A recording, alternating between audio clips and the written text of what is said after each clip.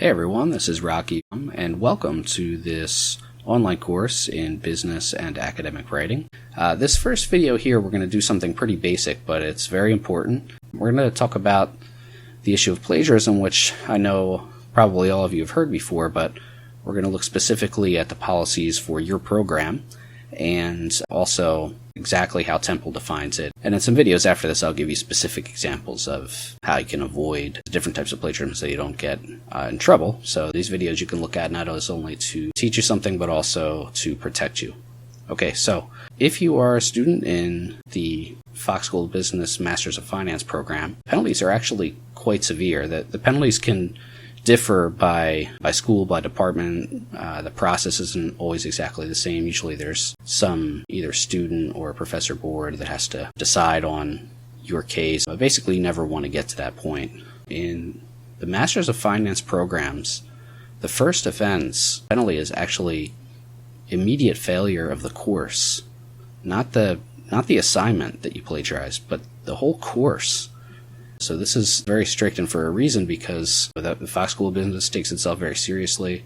It's a strong program, it's internationally recognized, and they simply can't encourage this kind of behavior at all. So if you're here, you're expected to be a responsible, serious student, and you have to be really careful. You certainly don't want to miss out on an entire course and then have to take it again. And then once you have your first offense, you're really in danger, because the second offense for plagiarism is immediate expulsion from the entire program. And this would be just devastating pretty much anybody. Probably also not going to be easy to get into another program after that, but you could just imagine the lost investment and with your money, your time, just terrible situation. So, first it's important to be aware of what these penalties are. And now let's take a look at how plagiarism is defined.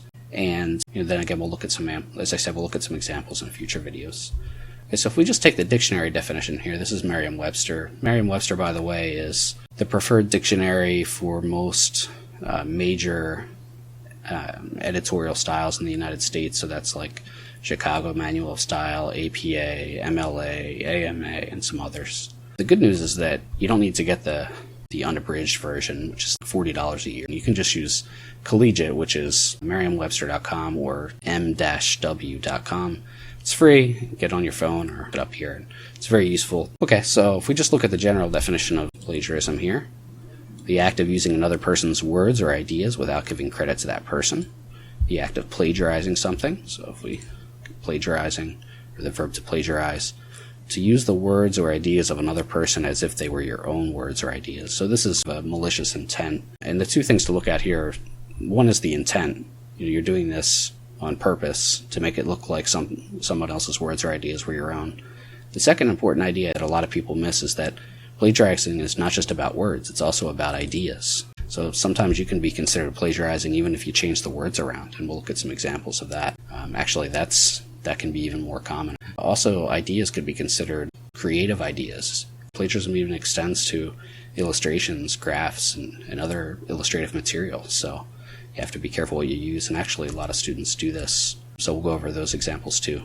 Let's look specifically at Temple. I've got a few documents here. One is Policies and Procedures Manual. This is continually updated on the policy site, which I think they say here in the disclaimer.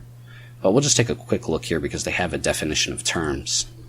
So if we go down to Article 1, Definitions, and okay, down here to plagiarism, let's a little bigger there. So the term plagiarism includes, but is not limited to, the use by paraphrase or direct quotation of the published or unpublished work of another person without full and clear acknowledgement. So already we have some different ideas here. It can be paraphrasing, where you've attempted to some extent to change the words around, but maybe haven't done so enough, or you didn't include the citation and made it look like the idea was yours even if the exact words weren't yours. So that comes into the idea that we saw of in the Merriam-Webster definition of stealing ideas. It could even be an unpublished work, somebody's working paper that you found, a finance site or something like that. Without full and clear acknowledgement, it also includes the unacknowledged use of materials prepared by another person or agency engaged in the selling of term papers or other academic materials. So that's full out purchasing of a paper. I don't think anyone would seriously consider that, but it is worth mentioning. Don't don't have anyone else do your work, and don't purchase any work. That would be a really bad way to go. Okay, so let's jump over to the Fox site and see what they have to say about academic integrity. So this is from Fox's site here. Okay, and academic honesty is a term that sometimes is used interchangeably with plagiarism, but it's a little bit different. Academic honesty, I think, is a more encompassing term. Probably even if I were writing this manual, I would have made plagiarism a subset of academic honesty. But academic honesty can extend to a lot of things. Cheating, which is different than plagiarism, obviously. I mean, if you look at somebody else's test while you're taking one, that's a violation of academic honesty, but it's not really a violation of plagiarism. So plagiarism is a piece of this idea of academic honesty. Let's look and see here what Fox School of Business has. They have quite a bit here on plagiarism, so please put this video on pause and push play again after you have had a chance to read this whole section.